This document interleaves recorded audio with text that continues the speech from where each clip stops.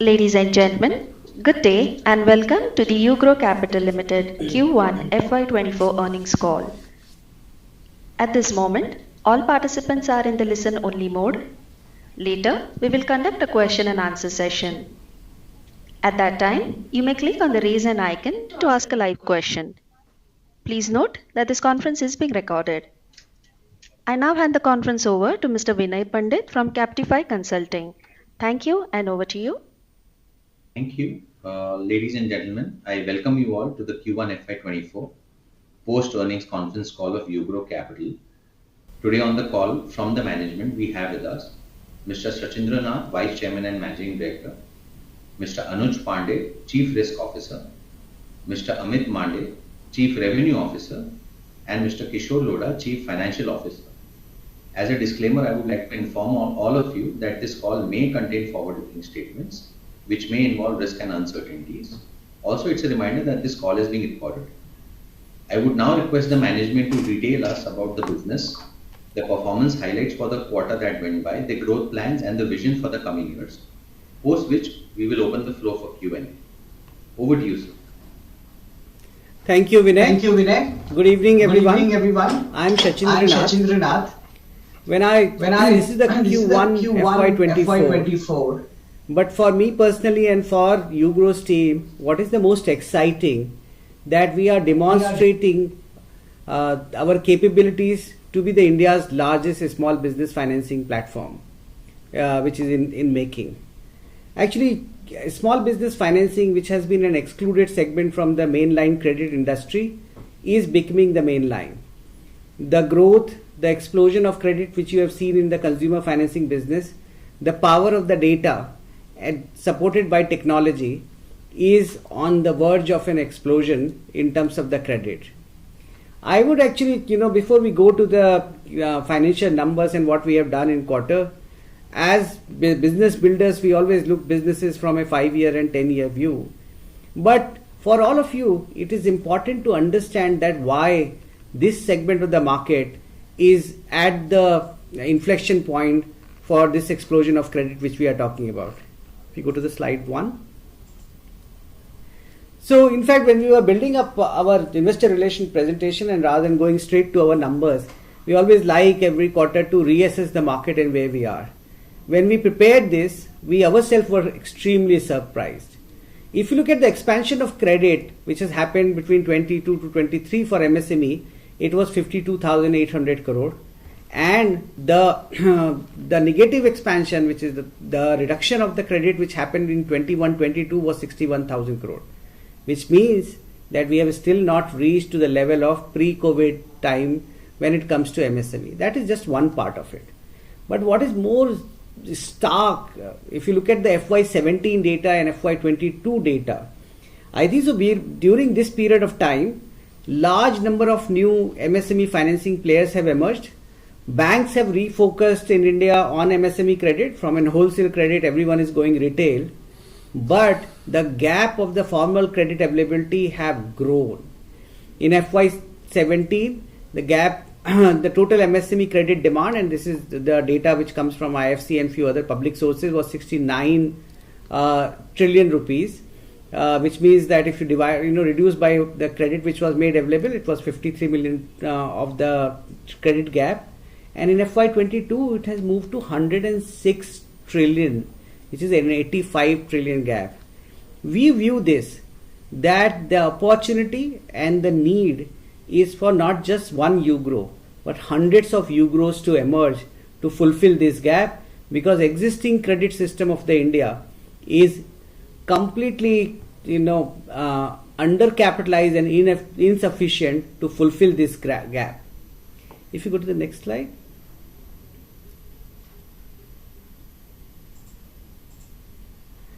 And why we think so that this would accelerate now. I keep saying that there was a point in time when consumer financing in India was similar to what the MSME financing is today. 10 years or 15 years back, if you want to go and buy a car or a fridge or a TV, the credit was roughly coming in 30 days time. Today it comes on tap. That has happened because some of the large players emerged, and also the data around CIBIL and the personal data of the consumer behavior, the repayment capability got established starting between 2008 to 2012. And exactly same revolution in terms of data repository is happening in India. The number of GST pair in last 5 years have increased by 50%. The UPI volume, which is also demonstrate the repayment capability and cash flow assessment, has gone up 12x. The Udyam registration, which we still feel is one single data repository which will catapult the MSME credit, has gone up by 13x. Then the formalization of economy is happening at an accelerated pace. So total ITR filed has gone up by 37%, and large number of that new income tax returns is around MSME business. The MSME registration, which means is also a sign of formalization of economy, has gone up by 80%, and linked account, which is one single method through which credit underwriting and cash flow underwriting would be possible. So on account aggregation through which you can fetch the financial data, has in a very short period of time has gone up to 4.1 million linked data accounts. Go next. And from there, we in our last conversation explained you around our capability of what we are doing around data and technology, how our GROW score is designed and run, how our GROW score has an ability to say both yes and no to the customer, and why we think so that we have a superior capability of both improving the turnaround time for the customer, but also maintain credit cost, divide customers. And before it goes to the funnel of what conventionally understood is the conventional underwriting funnel, which is the credit officer, how he does it, where we have done a specialization. So all of that was explained in great detail in our last quarterly result. Those who are joining us for the first time, the recording of that is still available on YouTube. You can go and look at it. But I would request Anuj to now take you through that, how that engine is extremely superior, because that engine has been built on capability of machine learning. Anuj. Yeah, thank you, Sachin. Good evening, everyone. So as Sachin was saying, we have been demonstrating the effectiveness of our internally developed underwriting scoring model based on GST, banking and bureau for some time now, and we have been presenting the risk ranking which is coming out of that. But today in this slide we wanted to take you to a little more detail on what all the back-end work and investment which has happened, which has resulted in this. And also during the course we would like to give you a glimpse of what all is possible in future. We have already seen the kind of evolution of data ecosystem, and some of the numbers in the previous slides were literally quite large and amazing, and we all are very clear on what the potential is. To encash that potential, from day one we were very clear that the platform has to be cutting edge, and the machine learning platform which we have built, we are very proud of that. Just to take you through the platform itself and our approach in a little more detail, you would see there are 4 modules of our machine learning platform. The first one is data ingestion. It is primarily a design of the system where the input data itself is in digital form. It is a very logical and intuitive thing, but for legacy large banks and other financial institutions, this is the biggest problem they are facing at this point in time. And when we were designing the system, we were very cognizant of that. So we have designed a system where all the critical data is sourced through APIs from validated sources outside, and we host all that data in a cloud infrastructure where it is very easy to deposit and retrieve. So our data ingestion module is by far one of the most modern modules in very similar industries. Then comes the second module, which is the feature engineering. The most critical part of this is to store data in a format where the machine learning codes can derive features in a centralized processed data layer, and that data layer then pulls out in a feature library which is quite proprietary in nature. This has been designed keeping in mind our end target segment, and all the data features are extremely relevant to the GST returns, the banking behavior and the repayment behavior for small and medium enterprises. Also, there is a very large integrated network of this with other applications so that real-time information is exchanged. For this, we are on AWS platform, and the idea is to to use the most modern databases and the most modern infrastructure which is available. So this we have done right from the design stage. On the most critical model development stage, today we have more than 10 models inventory. We use not only the traditional predictive modeling and machine learning algorithms, but we have started using the natural language processing codes as well. In addition, the time series analysis and forecasting, which has features, are being used, and we use all the leading model development languages for machine learning, including Python, SAS and SQL. This is the area where we have done the most investment. The talent acquisition and the people who are required for this have been taken from the most premier institutes, and now we have created a separate office for them so that there is less distraction. So this is going to be the intellectual property builder for the company in years to come. Lastly but not least is the capability to deploy the models during BAU and running businesses. Here also we have internally developed the central rule engine which can be configured, and the models can be deployed in real time. So overall, in all the 4 modules, during the course of last 4-5 years, there have been tremendous insights, and going forward, we will not only use this as a credit underwriting tool, which is the GROW score, which is our flagship GROW score, but in other facets of business as well.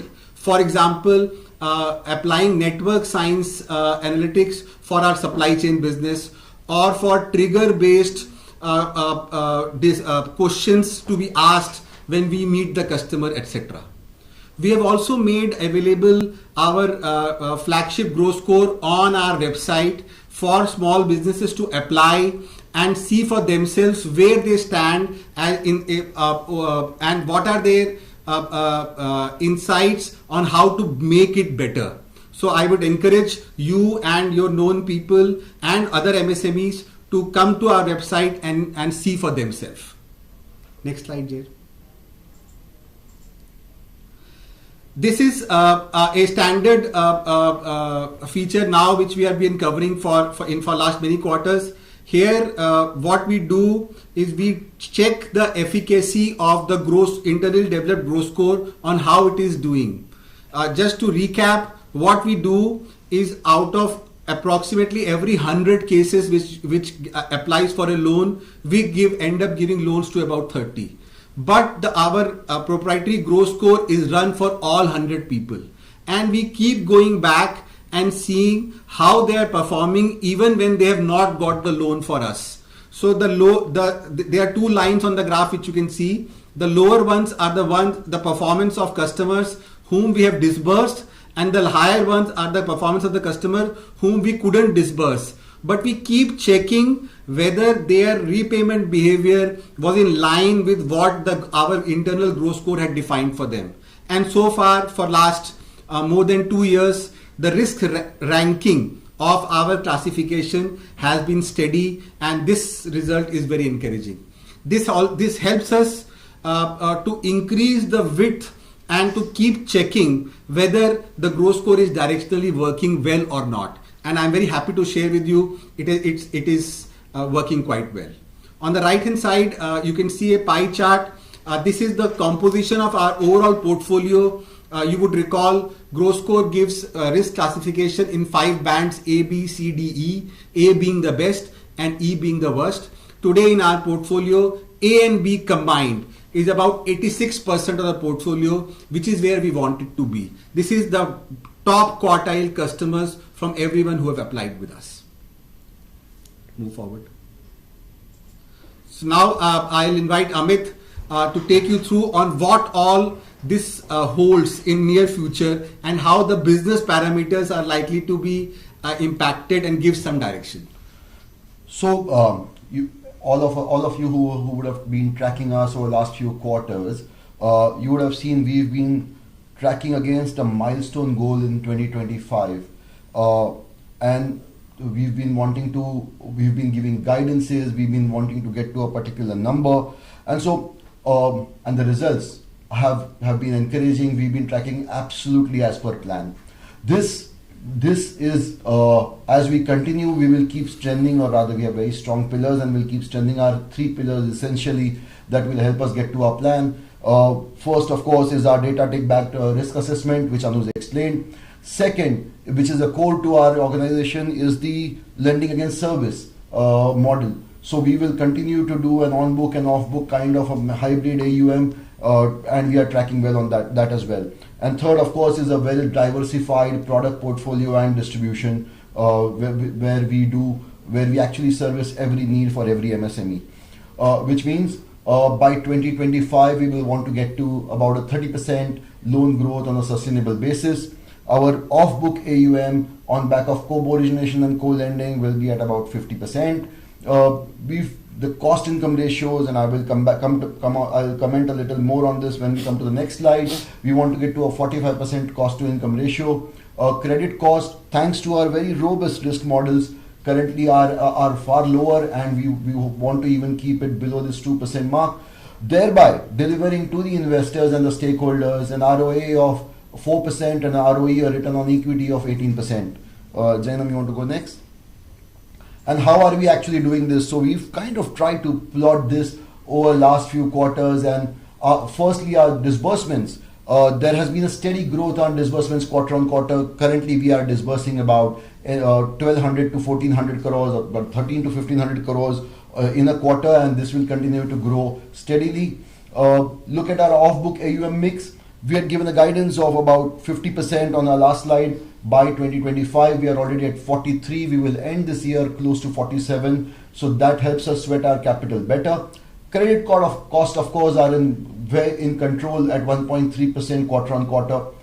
Coming to the cost to income ratio, sometime last year when we were at 72%, we explained that we put in a lot of infra during the post-COVID times to really build an organization to scale. And now that this whole infra and the machinery has started delivering on our AUMs and our revenues and on the controlled credit cost, we are seeing a steady decline on our cost to income ratio. We are already at 55%. Our aim is to be at 45% by 2025. In my judgment, we should get there even before that. But at this point in time, we are tracking very well on our cost to income ratios.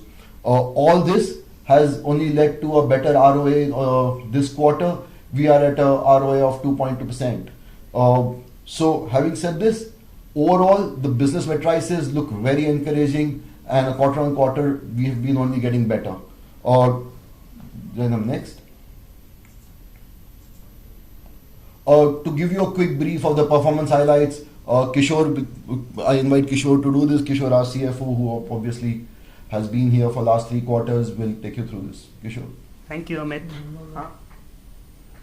So as far as asset under management is concerned, we have closed this quarter at 6,777 crore, which is 85% growth on compared to last year on the same period, and 11% growth compared to the previous quarter.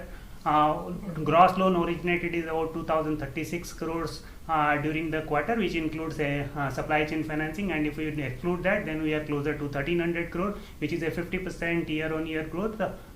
Compared to last quarter, it is like there is a slight dip. However, we are quite confident that as the time progresses, we will surely catch on that. Portfolio yield is 17.3. It has slightly increased over the last few quarters, and it is consistently increasing because of our focus on high yielding products as well as increasing some amount of yield on the existing products. On profitability side, total net income during the quarter is 125 crore, which is 82% YOY. Pre-provisioning profit is 56.6 crore, which is 187% YOY and 11% quarter on quarter. Pre-tax profit is 35.6 crore during the quarter. On the same quarter last year, we were closer to 10 crore, so it is almost 243% of the last same comparable period. Last quarter, we were closer to 33 crore, though there is 6% quarter on quarter increase as far as pre-tax profit is concerned. On the asset quality side, as Anuj and Namit has explained, that we have a very robust underwriting mechanism which is managed by both machine and man. So we have a hybrid model where our GRO score do the first level of assessment, then we have credit officers who do the PD and do the physical check on the customers, including the fraud control unit, which is resulting into a robust portfolio. Our gross NPA is closer to 1.8% and net NPA is about 1%. Collection efficiency is hovering around 97%, which is consistent over last 5 quarters. Borrowing, our total borrowing is about 3,342 crores during the period ended 30 June. Total net worth is close to 1,300 crores, so our leverage is close to 2.5 times as of now, which is steadily increased as we increase our total book during the year. Cost of borrowing is about 10.66% during the quarter, which has marginally gone up compared to the previous quarter.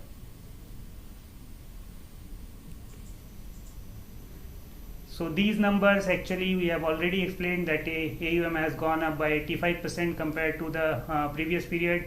Net disbursement has gone up from 917 crore to 1284 crore during the quarter, which is 40% growth. Off book, as Amit explained, that has almost double compared to the last year. So we were at 21%, now we are at 43% of the total book, and our targeted off book is about 50% in next 6 quarters. Net total income is about 12.5%, which is 22% growth over the corresponding period. Cost to income ratio has steadily gone down. By the year end, we should achieve about 47%. As of now, we are closer to 55%. Adjusted return on total asset is about 2.2%, which was about 1%. So we have done significantly well here. And return on equity is about 8.7%, which was 3% last year. And capital adequacy is about 27%. Out of this 27%, primarily it is coming out of tier 1 capital. There is hardly any tier 2 capital, so we are well capitalized at this moment, and total leverage is about 2.5 times. This quarter, our EPS was closer to 3 rupees per share. So if we just though this is not totally comparable, as we progress our profitability will increase, but based on the current quarter profitability, our EPS, annualized EPS would be roughly around 11.34 rupees. Our book value is 145 rupees. At many places we observed that post our equity infusion, it has been stated as 110 rupees because people have added the number of shares that we have issued during the quarter, but not added the quantum of money that has come into the equity. So at many places you would find that our book value is reflecting at 110 rupees. Actually it is 145 rupees. Our price to earning ratio based on the current quarter earning is about roughly about 24 times based on yesterday's price. So we would stop here because the objective is because our investor presentation is quite extensive. It covers portfolio quality, it covers our shareholding structure, it covers our management, it covers our board. In fact, we have just before we invite for question, we have just added a new board member. Our previous board member, Smita Agrawal, have been appointed as Director, United Nations for Global Financial Inclusion, and that's why in her full-time capacity to United Nations have to move off our board. And given that over the last 2 years we have seen large number of public market shareholder coming into the company, some of the new institutions have come, and some of the marquee public market investors have also come. And we wanted to add, as you know, in terms of the governance, our articles provide that the majority of this company's board would be independent. So that's why we are independently supervised. We are professionally managed. And we are institutionally owned, independently supervised and professionally managed. So a large portion of our ownership is in the hands of private equity, which is now getting in the hands of much broader population. And in order to make sure that the company and its management delivers to what is comparable to the market, we added a capability or a person who has been tracking financial services industry for very long.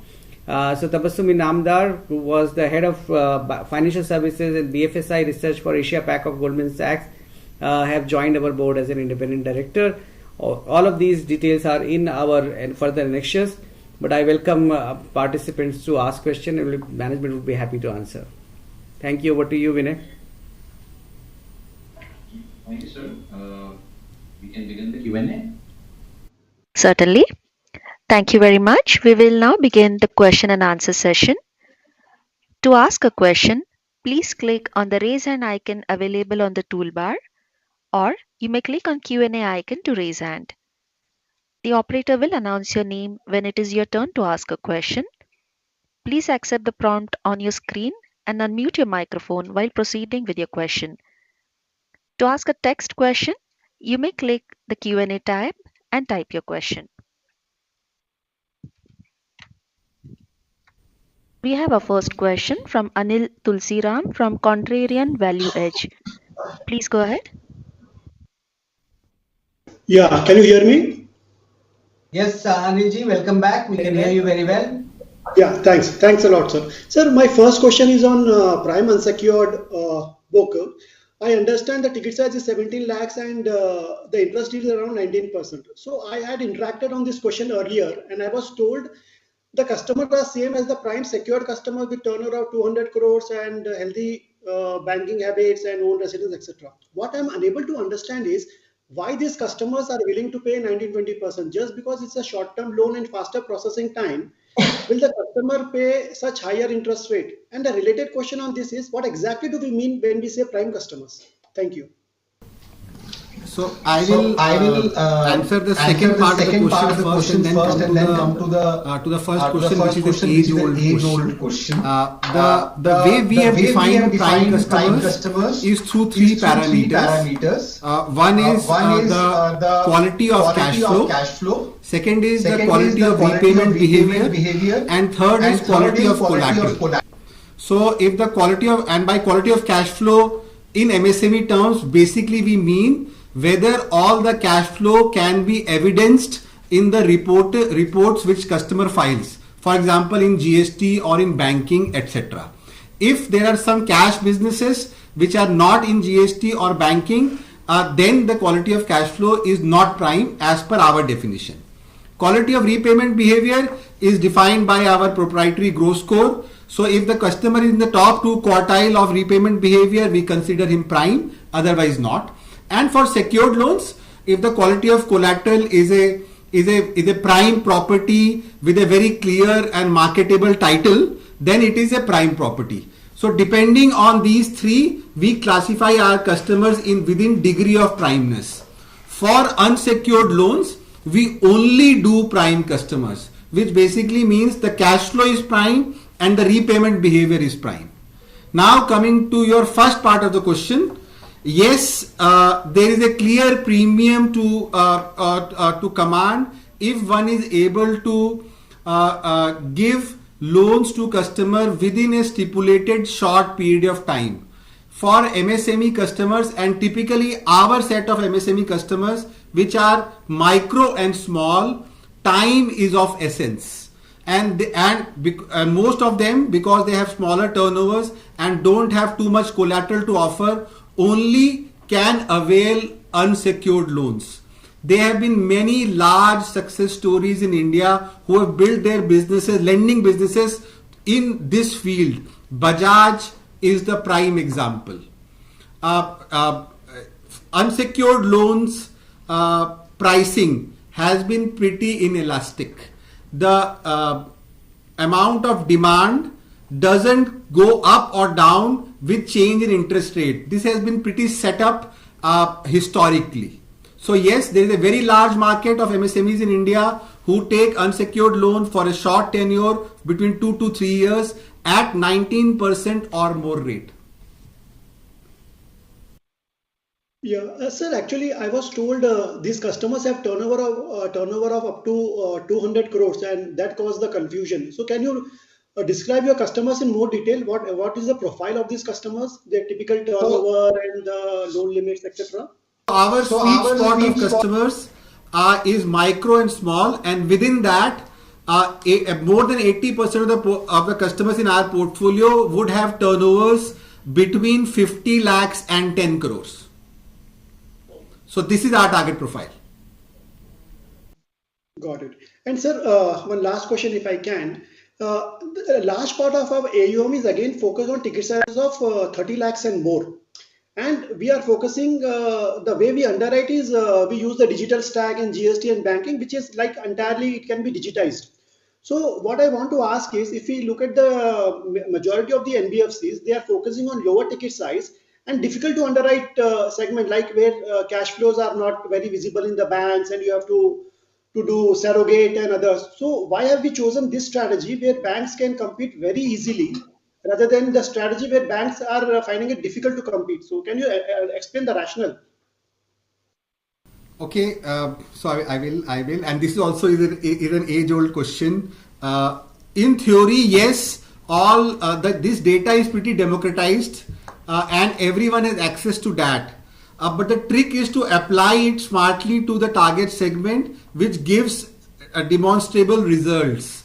We have chosen to be in underserved segment, not unserved, because our way of underwriting relies a lot on statistical platform templated underwriting. For that, you need some history of repayment behavior and banking behavior. But that doesn't mean that these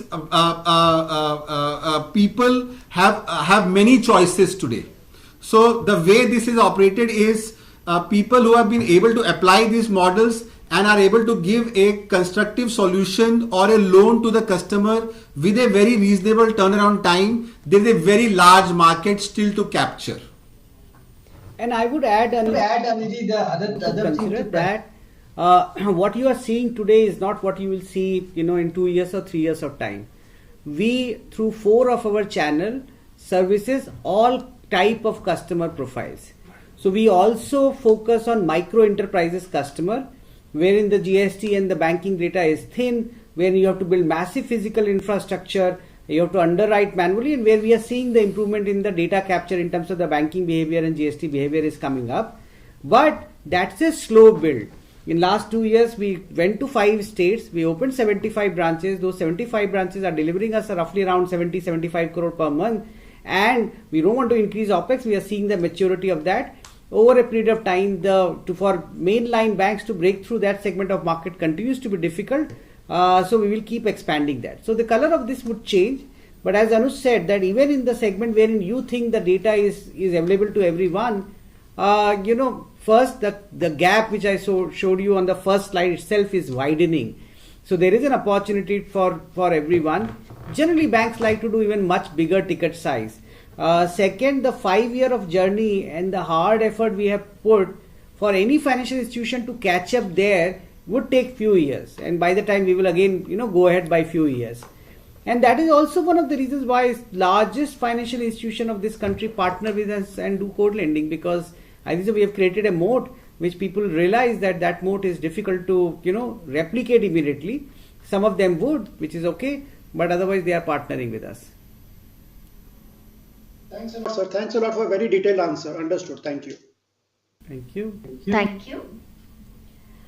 We have a next question from Chinmaya Bhargava from Badrinath Family Office. Please go ahead. Hi, thanks for the opportunity. I have a couple of short questions. The first is in our quarterly disclosures, there's a hit of about 6 crores under cash flow hedging losses. Could you just say a little bit about what this is and the nature of these losses? So actually in P&L hit, so whatever ECB borrowings that we do, these are fully hedged, but technically you have to report it this way that whatever is the rupee differentiation come between the quarter, you have to disclose it that way, but there is no P&L hit per se. So entire principal plus interest we hedge fully. Okay, thank you. The second question is looking at the annual report in FY23. In your breakup of your segment under machinery finance loans, it looked like 59% of your AUM there was to the hospitality segment. Could you describe a little bit about why the breakup was this concentrated? No, I think there is some confusion. Most of our machinery loan portfolio would be under light engineering and not hospitality. Okay. The breakup was about 59% to the largest segment, right? No. Where you are seeing this? Chaitanya? It's in the annual report. Annual report is in front of us. Oh no, this is not annual report. Actually, we will check that, but no. But I think so. I would request you to go through the investor presentation and look at the portfolio construct there. And if you can point out where in the annual report we found it, we'll surely check that. But our portfolio is fair. After my last question, then here before I jump back onto the queue, is if you could share a little bit about GrowX since we launched, how many users we've managed to onboard there, what we've disbursed under that platform, and how it's going at the moment. Yeah. So on the GrowX, we are not yet disclosing numbers. The reason for that still what we call is the beta test 1 version. We expected, we don't want to grow exponentially while the total number of download, the response, the approval rate has been exponentially high. But given the nature and the type of the customer, we are controlling the total portfolio which will generate over there. We are also, testing, and as you know, the credit was on the UPI.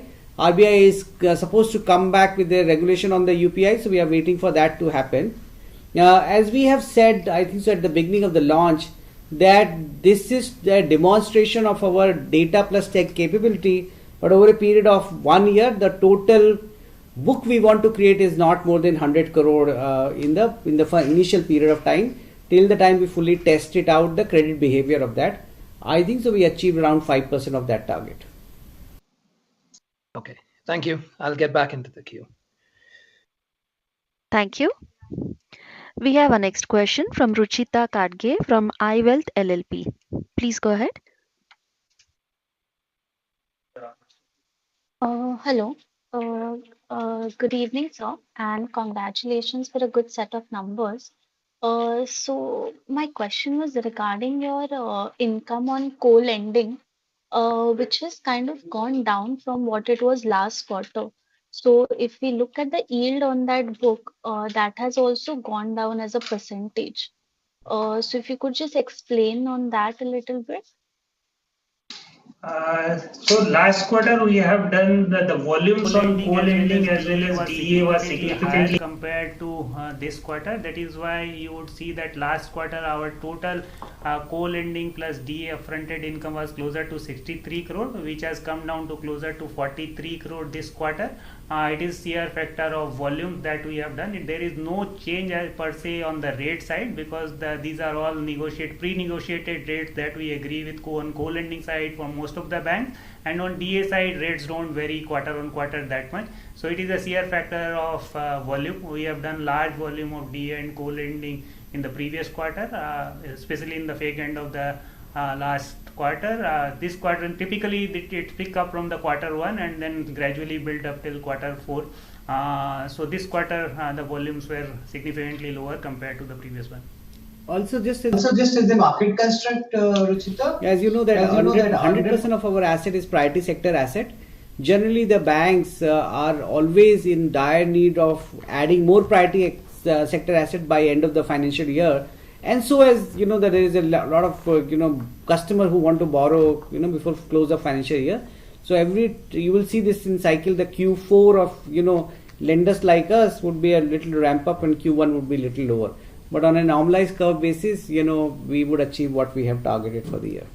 But at the same time, you should appreciate the fact that despite having upfronted income lower by almost 20 crore, our PBT has gone up. Yeah. Yes. Thank you, sir. One more question that I had was on the AUM. So earlier, your target was around a 20,000 crore AUM by FY25, right? Yeah. FY25. By Yes. FY25 end. So, Yes. are you like going to trim the guidance, or how do we look ahead? We give guidance to ourselves and to the market, right? These guidance on basis what we want to achieve. These guidance, I think so. AUM actually for shareholders and investors, more than AUM, it is the bottom line performance which actually deliver the value. But AUMs give you a sense of the kind of institution is getting created. Where we are right now, if you look at our average monthly AUM increase of by 500 crore or a disbursement run rate of 500 crore, half of that we will achieve this year.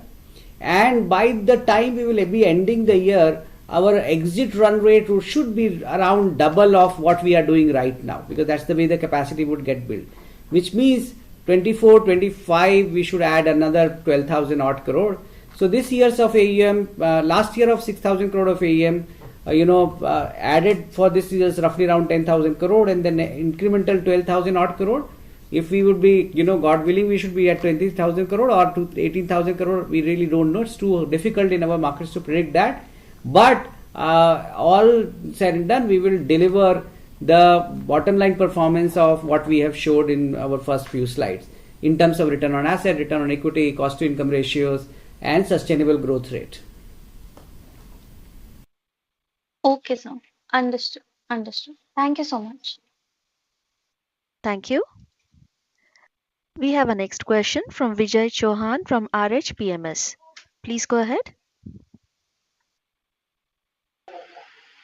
Yeah, thank you for the opportunity. I just had one question regarding the asset quality. So there is some marginal increase on the quarter-on-quarter basis. So if you can shed some light, that will be helpful. And also, we have done fantastic execution, and we have been tracking this business for a long period of time, almost since the rejig from the older days, and the execution has been fantastic. So we also would like to understand what are the risk measure there we are applying additionally once we hit the, let's say, the 10,000 crore and 20,000 crore mark, because now our execution engine has robustly shown the successful execution in terms of loan book growth. So how we will do on the asset quality side? Yeah. So three question is that why there is a marginal deterioration in asset quality. Second question, I will take that what additional risk measure we will apply once you reach a scale, because your execution till date has been good.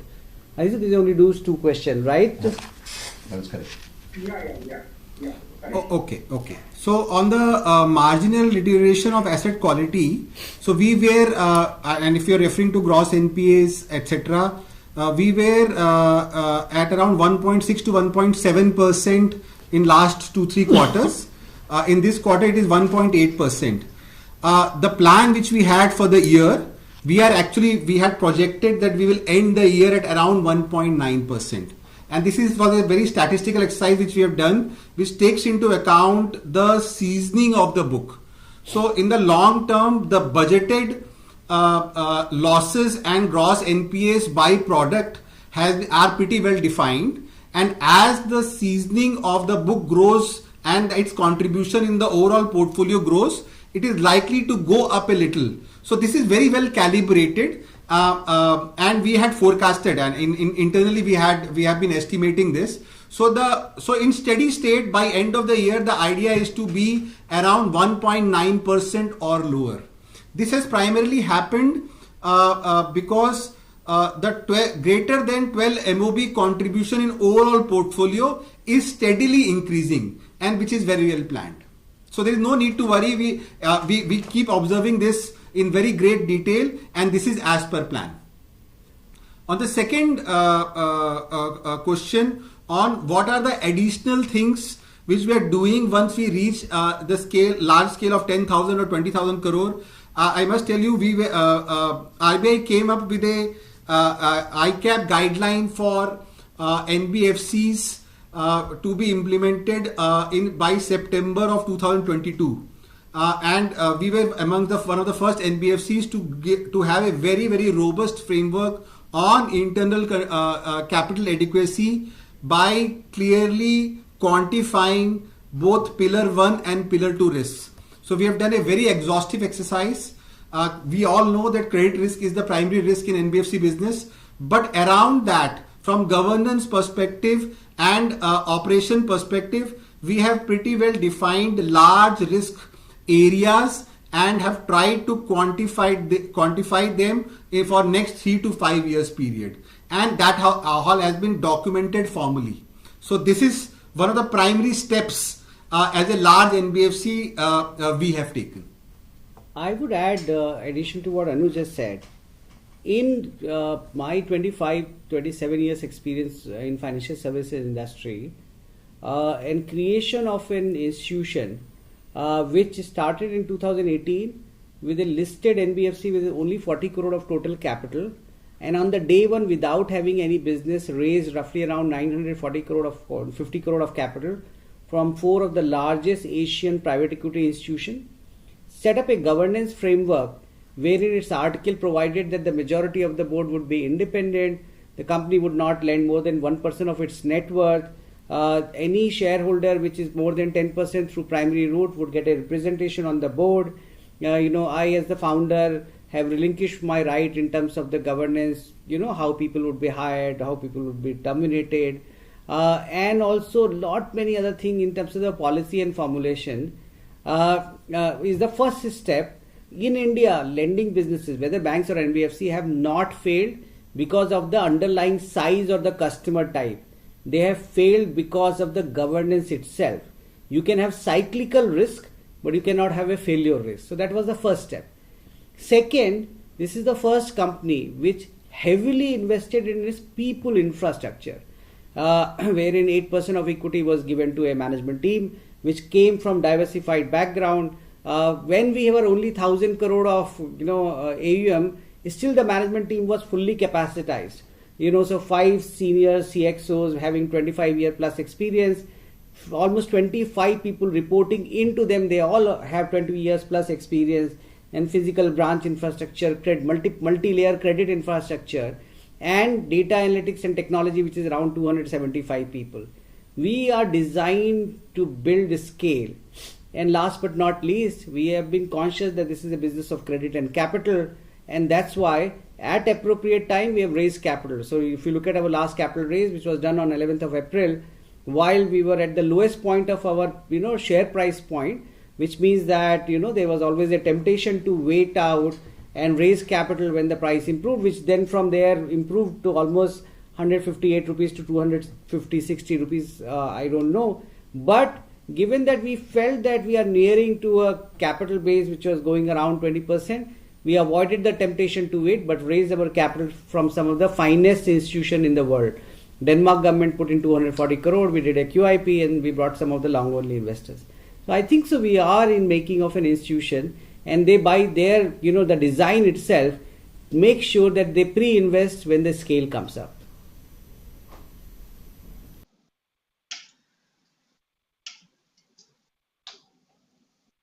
Mr. Chauhan, does that answer your question?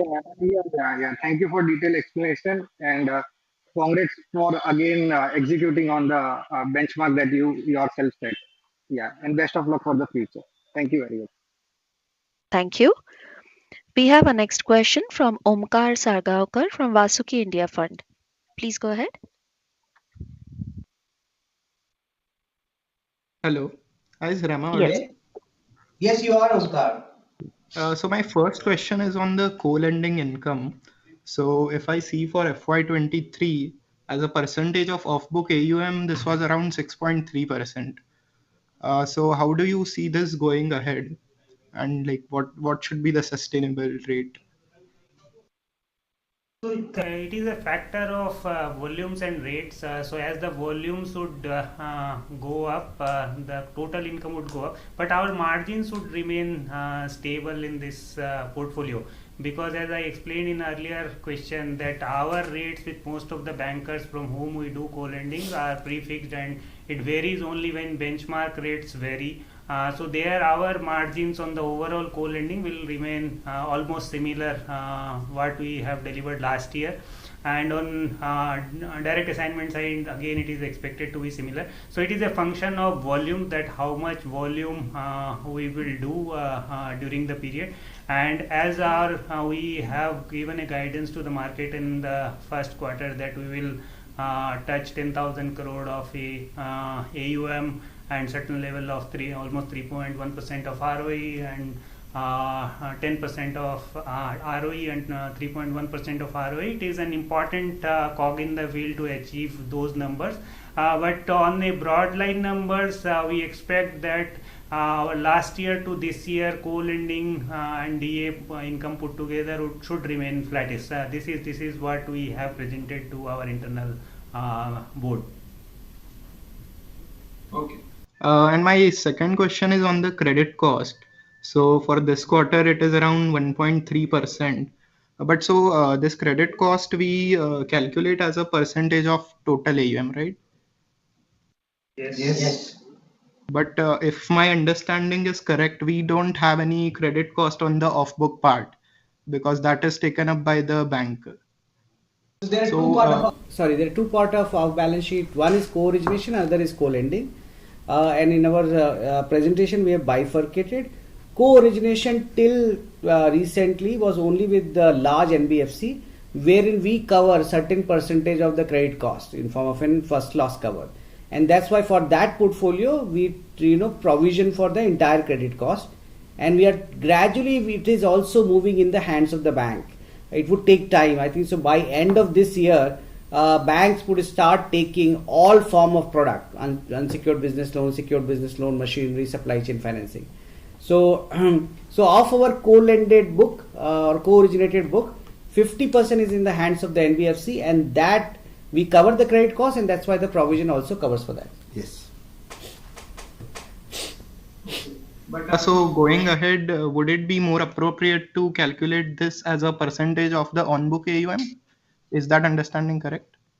Not exactly. The correct way of probably looking at it is the balance sheet AUM plus co-origination income plus 20% of the assigned book which we have done in co-lending and DA, 10% of the DA. So if you put together, then the real credit cost should be a good measure to have a complete picture of the percentage of the book. Okay, thank you. That is very helpful. Thank you. We have a next question from Nirvana Laha, an individual investor. Please go ahead. Hi, thanks for the opportunity. First of all, one request, if you could please start sharing ALM data from the next quarterly presentation, because that is something that we like to track. So if possible, please. Thank you. But for so that since you asked question, we are positive on all ALM bucket, and that is also because while we do long tenor product as well, so secured loans up to 10 years, 12 years, but most of our long tenor product actually get to downsell in our co-lending book actually. So suppose I've given somebody 1 crore rupees of loan and it is for 10 years, T plus 10 days, 80% of that would go to the bank, and only 20% of that would be held in our books for the long tenor, and we match that to our equity capital. That now no total tenor or average tenor of our book should not cross our equity capital. But thank you for the. We'll see how best we can present that because the regulatory reporting structure and this whole co-lending and how it impact the entire ALM that has to be looked is to be something to be deliberated. We will surely come back and try to find a way to best represent it to you. Okay, sure, thanks. So in the annual report, I saw that there was about 51 crore worth of contingent liabilities, which was sort of marked against FLDG guarantees for co-origination. This is from the annual report. But now I just heard you say that it's provisioned and therefore part of the credit cost. So if it's in contingent liability, then it's not part of credit cost, right? Sir, so it is a contingent liability, and because of it is contingent, we are also in our expected credit loss provision, we are provisioning it. Am I right? Yes. Okay. So the ratio that I saw was around 10%, so around 51 crore on a co-origination book of 488 crores. That was the contingent liability, and including credit costs. So is it fair to say that this number is somewhere between like around 10 to 15% is the kind of guarantee that we are right now having to give on our co-origination book? No, so the ECL provision is an internal thing, and the FLDG is external. So one, it is just that we are a little conservative on this. That's about it. But yes, your math is more or less right. So 10 plus about 1.5. Yeah, so I think your math is right that for last year annual report which you are seeing, because these were mostly new relationship with large lending institution, the total contingent liability against that outstanding portfolio is in the range of 10%. With every passing time, it is coming down.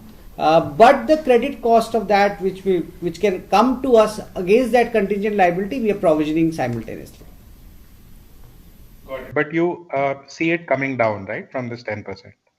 I said that we would endeavor, and that is the endeavor which is happening. So, one second largest public sector bank in India, we have gone live on what we call option 1, fully digitally integrated, system for a business loan, wherein 20% would, at the point of origination, underwriting and disbursement is happening from us, and 80% is coming from the bank.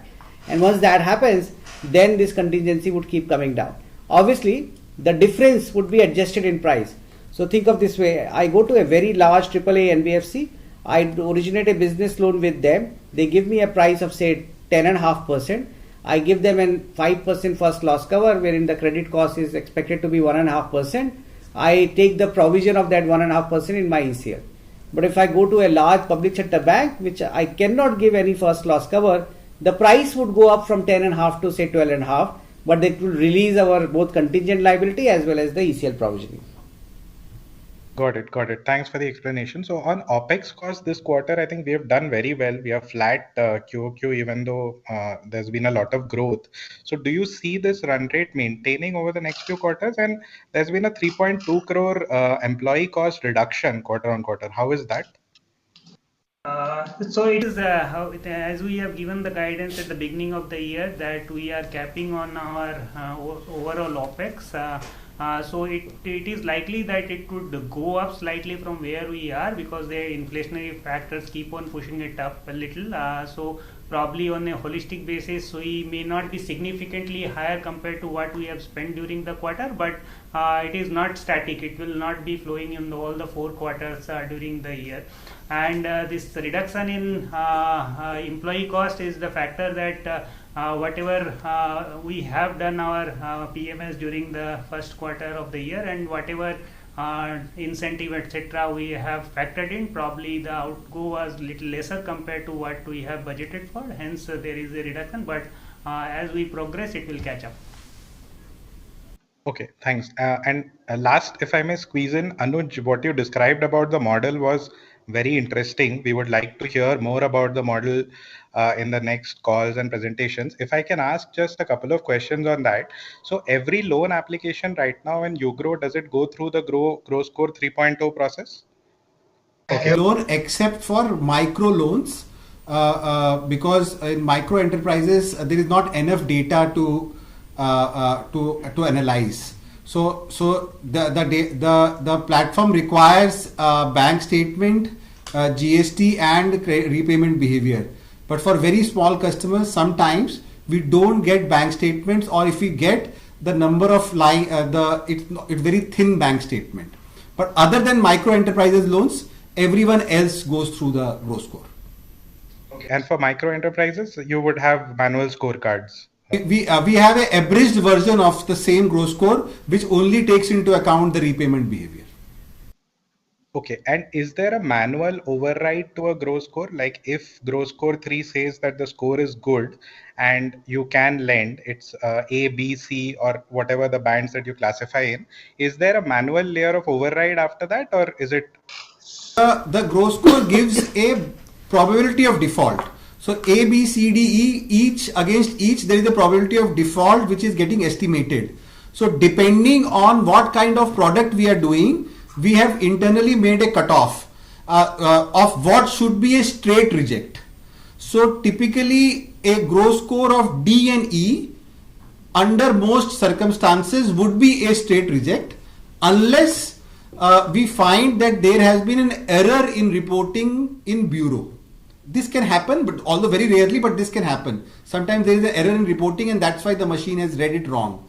But other than that, there are very clear guidelines on which are to be straight rejects depending on which products we are applying it to.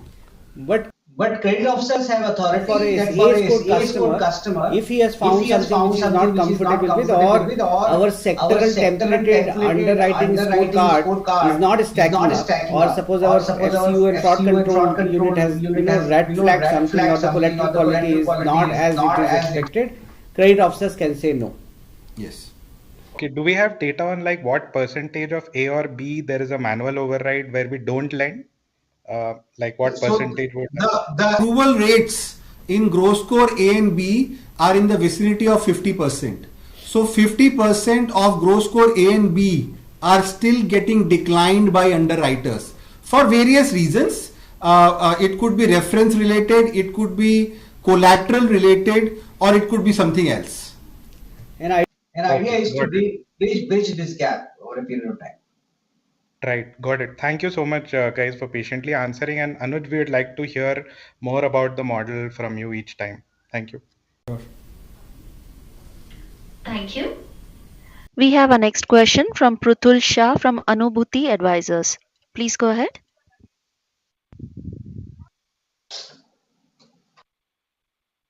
Mr. Pruthul Shah, please unmute your microphone and go ahead with your question.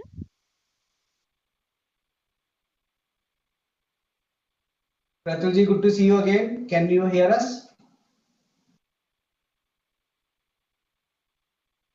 We can take him back again. Let's go to the next participant. Sure, sir.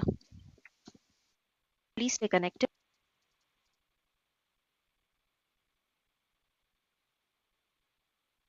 We have a question from Ruchita Kadge from iWealth LLP.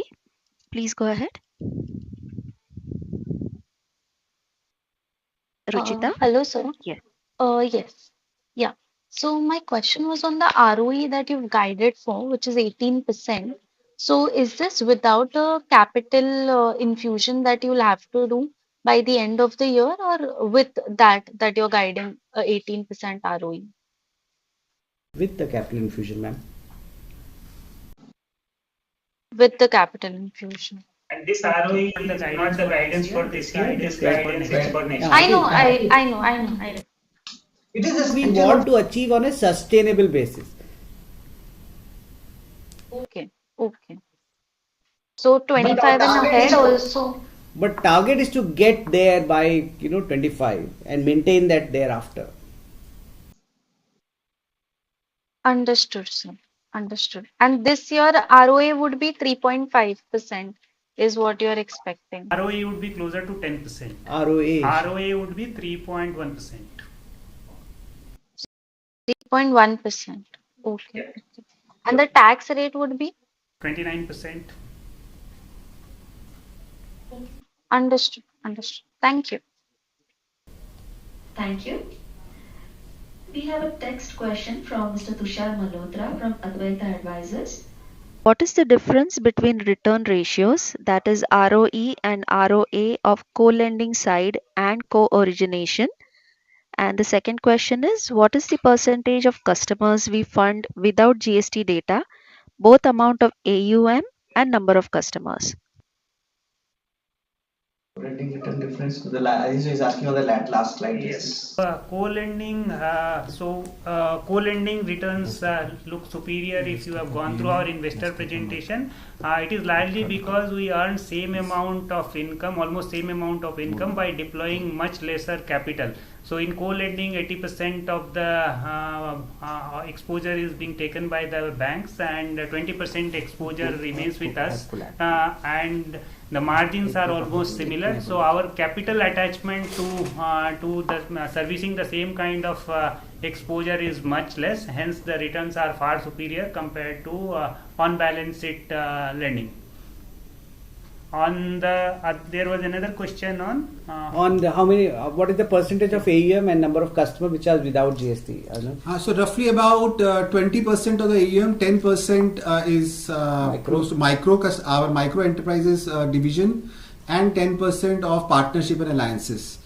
These are typically customers which are very small in size and GST is not applicable to them yet. But I would point out that these are all secured either by a property collateral or by FLDG. Thank you. We have a question from Pruthul Shah from Anubhuti Advisors. Please go ahead. Mr. Pruthul Shah. Pratulji, we can't hear you, so you can write your question in the text box if you are not being able to, if the voice is not coming, we will answer that as well. Yes. Meanwhile, we'll take the next question from Anil Tulsiram from Contrarian Value Edge. Please go ahead. Yeah, thank you for opportunity once again. Sir, can you describe how has been the journey of your microloan branches and what has worked and what has not worked well, and how sooner can we scale this particular segment? Thank you. I want to make a clarification so that people don't get confused. Our microloan means micro enterprises loan. We are not in microfinance business because a lot of people get confused. Yeah. Our average ticket size is around 7-8 lakh rupees. It's largely secured business. Amit, you want to take that? Yes, so Anilji, we and for everybody's reference, we set up our 75 branches by Q4 of last year. So we had this one full year to do the proof of concept. All our branches have now broken even effective Q1 of this year, which means our hypothesis that a branch will take about anywhere between 15 to 18 months to break even has been proven right. So that's number one. Number two, the branches have now started delivering above market or above peer set disbursement month on month. So we do about between 85 to 90 lakh rupees of disbursement on these branches month on month, and you people should compare this with the peer sets where the micro enterprises business happens. So it's at least 20% up above the market average.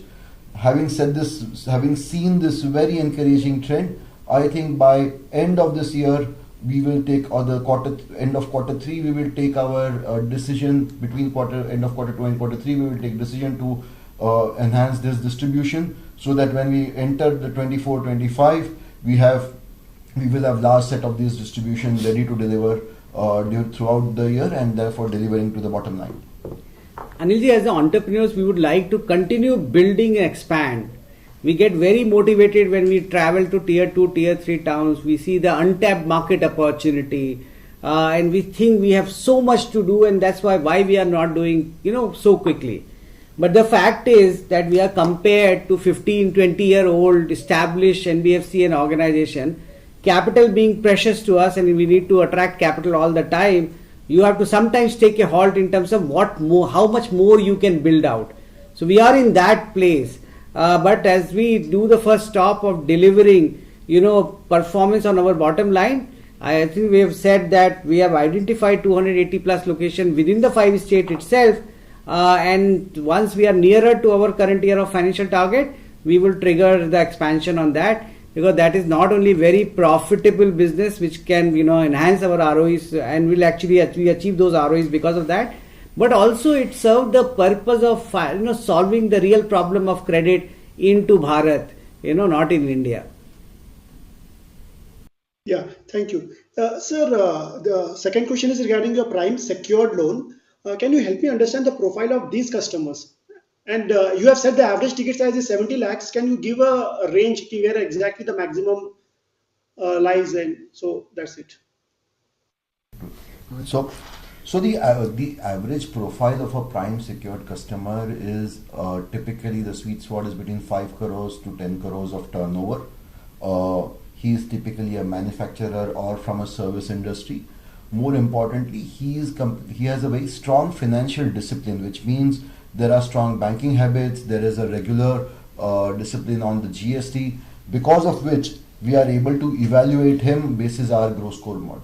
So that's first. So that's the profile of between the turnover range and what kind of business does he do.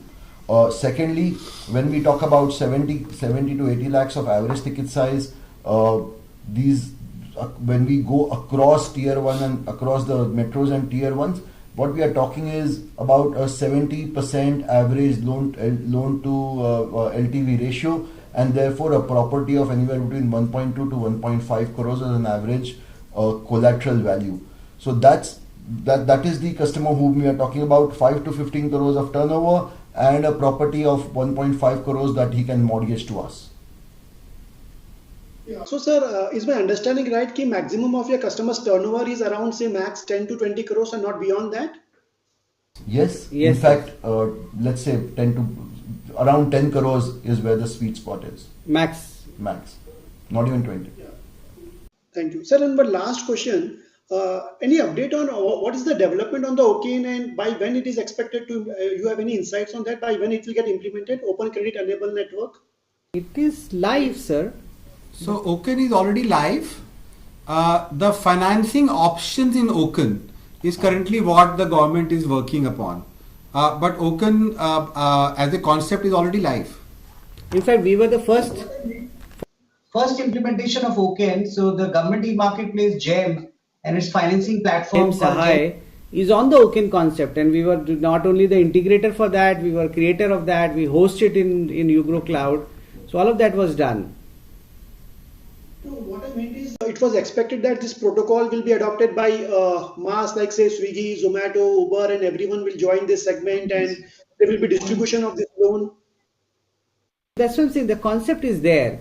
So there are multiple elements of that, right? What is OCEN? It's that your account aggregation is part of OCEN, which means that you can fetch the banking data. Now GST has been made part of this, which means on the account aggregation itself. So with a single OTP, you can now fetch the GST, you can fetch the banking, and then on such platforms, lenders can come. Now the loan service providers, which is like a Swiggy, Zomato, large corporate, has to also come. So OCEN is a concept. There is no physical platform per se. Now the infrastructure is ready. So on a platform, on account aggregation, you have bank and GST has come. And if there is somebody develops a protocol, that GEM decided to do GEM Sahay. For example, GST Sahay SIDBI is doing that. So you will see over a period of time the uses of OCEN as a concept would increase. And that is happening over a period of time. Thanks a lot, sir. Thanks a lot, and all the best. Thank you, sir. Thank you. We have a text question from Mr. Prasad Deshpande, an individual investor. While FY25 off-book AUM target is 50%, theoretically one can do 80% off-book. What range do you see the off-book AUM mix settling down in steady state in a few years from now? Ideally, for now, what we can perceive is that 50% we would like to maintain, simply for two reasons. One, we are a principal partners to lending institution, and I think so the rule of principalness or principality comes when we are equal partners. We keep increasing that, and which is economically on return perspective is very attractive. Then we lose the confidence of the banking institution which are partnering with us. Number two, on the ground, we are innovators of multiple types of loan product or multiple types of customer profiles. Banking systems adopt them with lag effect of seeing the performance of that in our own book.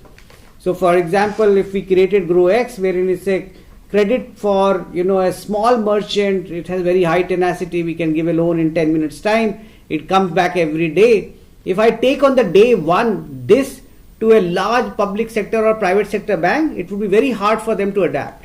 But if we do that for a period of time of say 6 months to 1 year on my balance sheet, show its performance, then the bank comes to us. Micro enterprises loans. Same is the micro enterprises loan, excellent right? example. So micro enterprises loans now is when we've tasted success with the co-lending partners. However, go back 15 months ago, I think they were still trying to understand the segment, skeptical. So that for that reason, we will have to build our own books, and because of they are very profitable businesses, it is good to have them on your books as well. We are done? We have a text question. Should I go to the next one, sir? Yes, please go ahead. We have a question from Mr. Pruthul Shah from Anubhuti Advisors.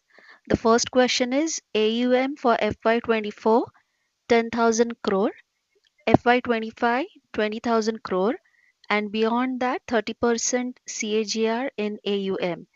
Is this understanding correct given the guidance on slide 7 in recent presentation? And the second question is in slide 14, what is the difference between gross yield and net yield?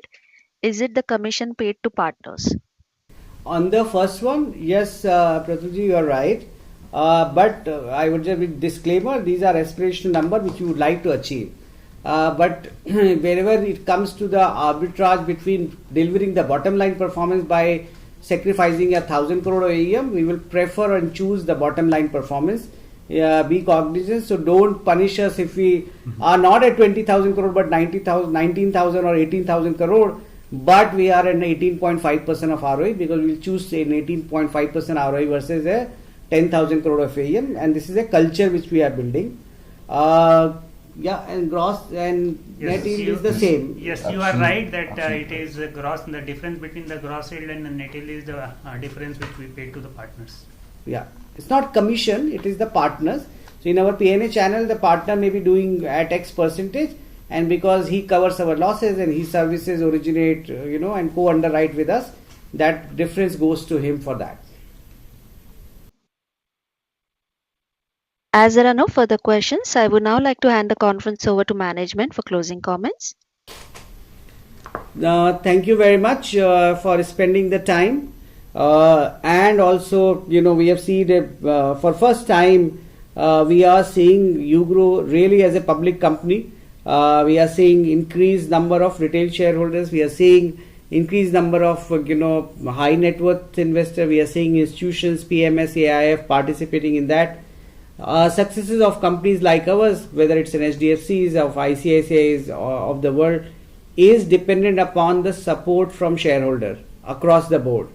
We were successful in getting large marquee PE investor to support us, and we expect in next 5 to 7 years broad-based shareholders to support us in terms of making UGRO as India's largest financial institution around small businesses, because we think India belongs to Bharat and Bharat belongs to SMEs, and beside delivering profit and returns, we are doing good to the society by creating this business. Thank you very much and see you again. On behalf of UGRO Capital Limited, that concludes this conference.